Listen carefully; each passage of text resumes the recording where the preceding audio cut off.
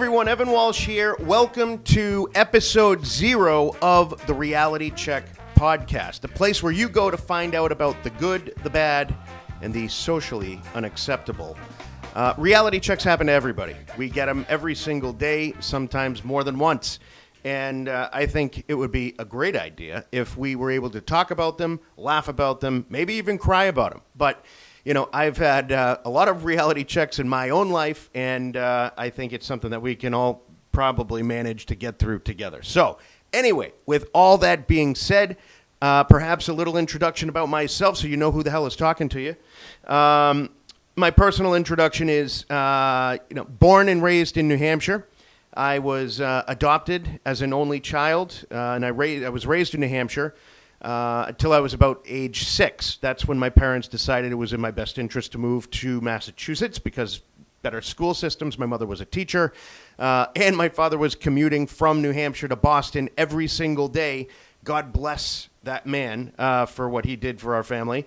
And, it was probably just in his best interest to be a little closer to Boston, if you know what I'm saying. So, anyways, ever since I could start working, actually, I guess my first job was as a lifeguard in the neighboring town, and then I did have a chance. Basically, ever since I started working, I've worked in some sort of sales and marketing position. I started off working at ski market and underground snowboards, selling ski equipment, snowboards, and that kind of thing. Then from there, I went to Wayland Country Club, where I spent probably some of the best years of my life. Working in a pro shop, selling golf clubs, running the tee times and the pro shop and all that stuff, which was honestly just fantastic. For a kid in his 20s working at a golf course, doing something that he absolutely loved, there really is nothing better, and it was probably the fondest part of my life in terms of memories and all that. I did do a brief stint at Jordan's Furniture. If you're not familiar, it's probably one of the largest furniture companies, I would guess, in perhaps the world or at least the United States, certainly in New England. And during the time I was there, they were delivering $1 million worth of furniture a day. That's like unbelievable. Anyway, did a couple of years there, and then I've spent the last 17 years of my life as a realtor in the Boston suburbs. So most of the experiences that I have are going to come from, those veins. However, let's not forget that life happens outside of work as well. And, I've dealt with some real life issues, and I'd like to kind of, dig into those a little bit and share those. And, really everything about my life in this podcast is up for grabs. So anything you guys want to talk about, anything that you think could be helpful to myself or yourself, I'm here for you, and that is the goal of this podcast. Motivation for doing this is really my number one goal is to entertain, have fun, and help people. And if I can accomplish one or three of those things, then that's fantastic. Most importantly, if I'm able to help people throughout this process, and we can look at things in different and unique ways to help us grow and become better people and carry on, then that's it. So that's sort of my motivation here. Like I said, there's reality checks in life. You get the good, the bad, and sometimes socially unacceptable. One of the things I want to dig into is all of those things that happen on sort of a daily basis. You look at all the news stories, you look at all the different things that are happening in the world, and, people are getting reality checks all the time. Whether it's just some kind of a wake-up call, or maybe you feel like somebody's just pulled the rug out from under you. How many times has that happened, where you think something is going in one particular direction, and then all of a sudden, whoop, there goes the rug, and now it's like you got to start all over. Like, how frustrating is that? And, sometimes when those things happen, you've put a tremendous amount of work into something. And, all of a sudden you come to find out that, it didn't work out, or some big surprise happens and that kind of thing. I can tell you kind of a quick story.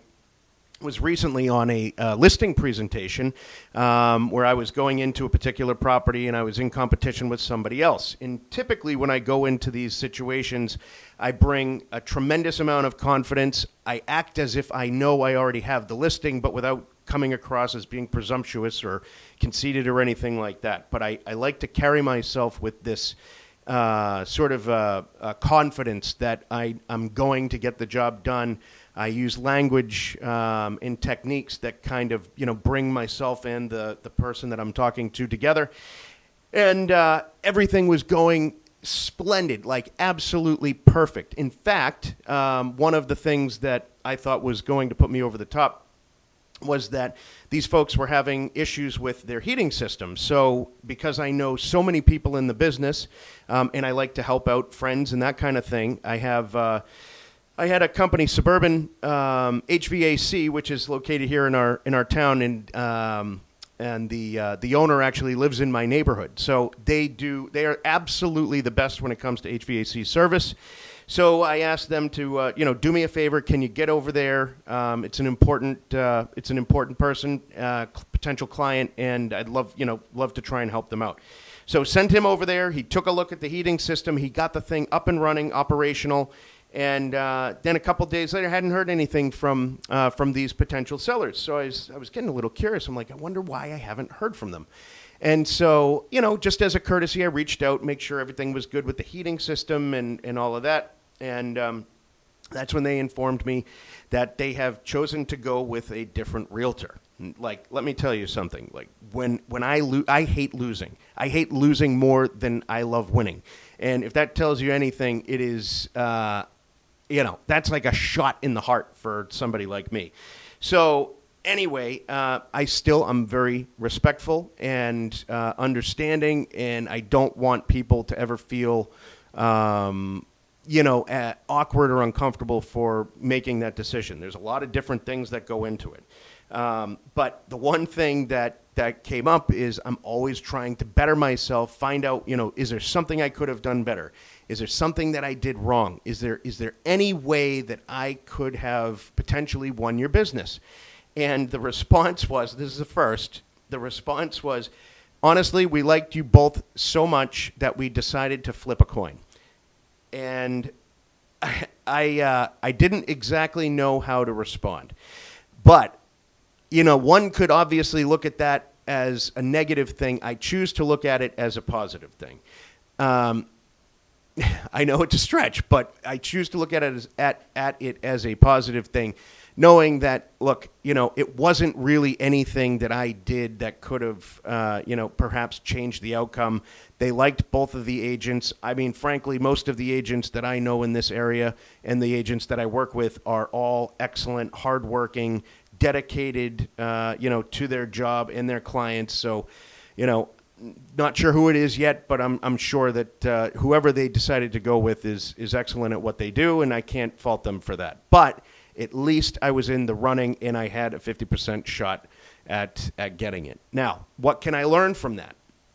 Well, I'm going to go back to the drawing board. I'm going to go back and look and see, is there anything that I could have done beyond what I had already done that could have put me over the top? Maybe I could have been better prepared at the beginning. I don't know.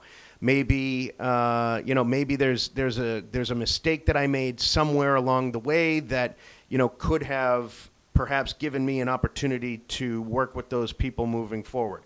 I think the most important thing to learn is that you can never get down on yourself. Never allow yourself to get down to a point where you're feeling. Sure, it's frustrating, but you can't allow that to affect you for the next listing presentation. The next listing presentation you go on, you have to walk in there just as confident. You have to have the same approach. Maybe there's some little things that you can tweak along the way, but the fact of the matter is, it wasn't anything that you did wrong. It was simply a coin toss. You had a 50-50 shot, and unfortunately, it didn't pan out. So that is what I will take with me. I always try to learn something from all the different things that I do.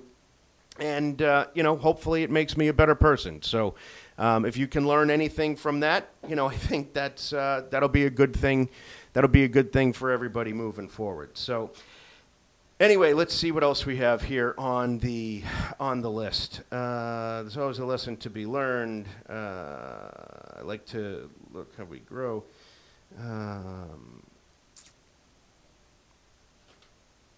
Oh, well, I guess I got off track here a little bit. So let me try to bring this back. I guess I was doing an introduction about myself and somehow missed some of the most important things. As far as my life and growing up, as I said, I was an adopted only child. Getting into that just a little bit, my parents told me from the day that I can possibly remember that I was adopted. And, this is a really cool story that I can share with you at length, for another one of the episodes. And, I think you'll be really entertained and hear about how that whole thing panned out. So that's pretty exciting for me. I'm also a cancer survivor. I'm a stage 3 bladder cancer survivor. I was diagnosed in 2020 and had a radical cystectomy. Went through chemo and did that whole enjoyable experience. Not really.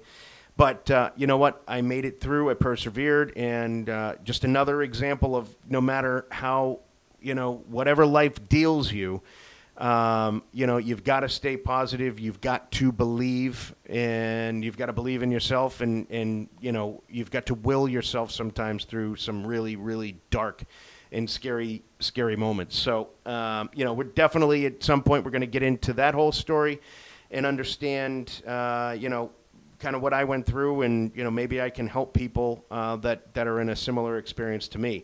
I actually talked to a lot of people.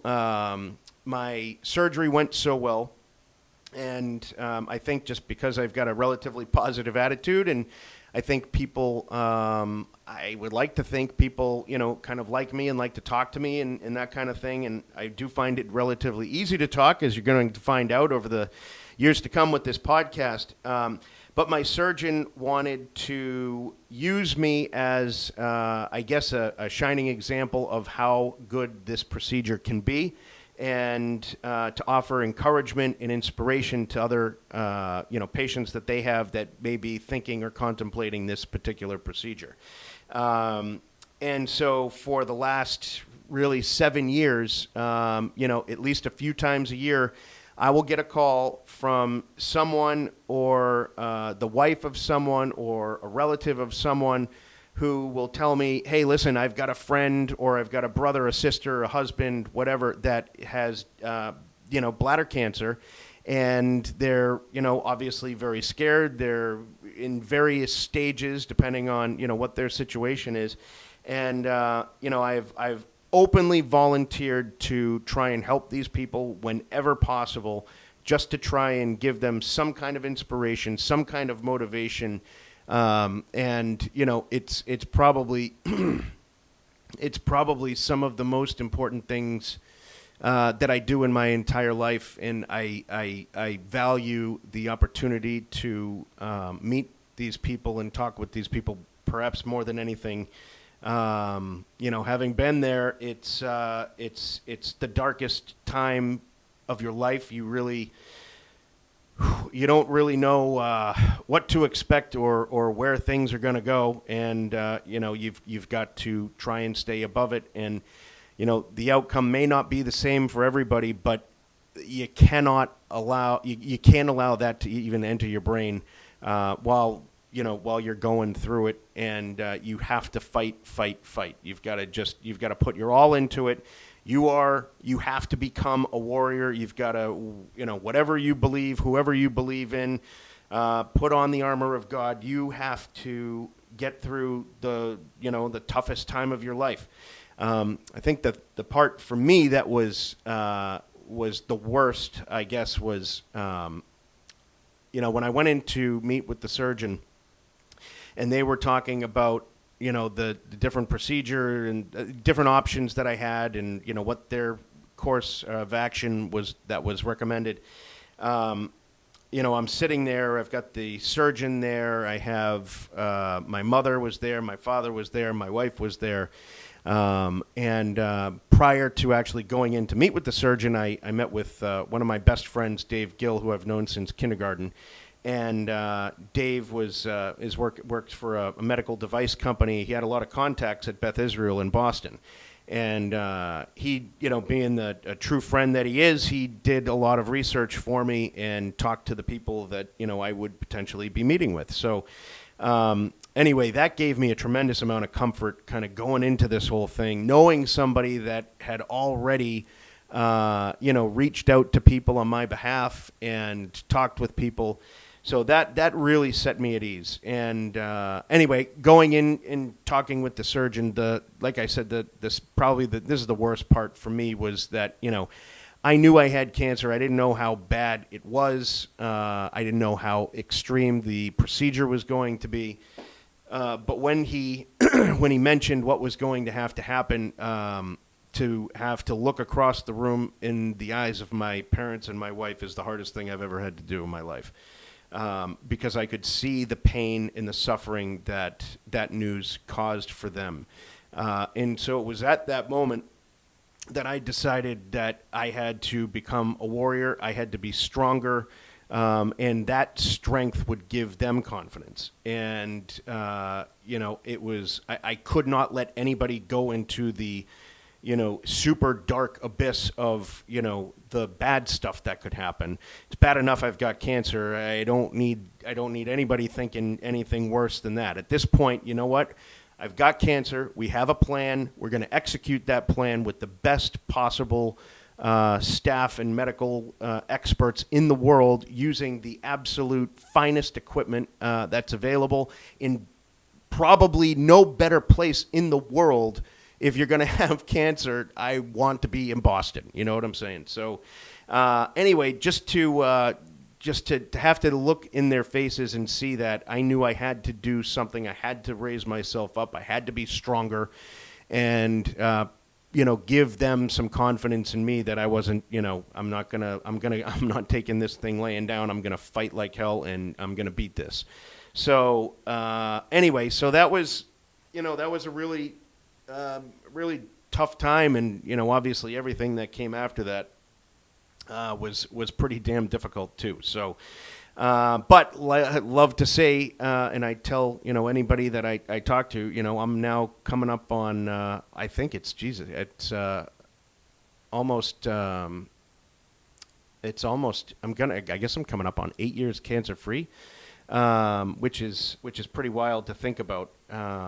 So anyway, thank God to the people that helped me through all that, friends, family, and all that stuff. We can get into a lot more of those details later in other episodes, but mostly I just wanted to kind of open with these remarks. I want you to understand sort of who I am, where I came from, what my background is, and hopefully we can roll together, laugh together, and learn together. So that's pretty much the goal. So there you have it. That is it in a nutshell. And again, this is episode 0. Other episodes are probably going to be longer in length. My goal is to have compelling, fun, funny, entertaining guests as we go along. I've got a couple of people in mind already. And anyway, on that note, we will be signing off, and in the famous words of one Dylan McDoodle, you don't have to go home, but you can't stay here. So anyway, have a good one. Talk to you later.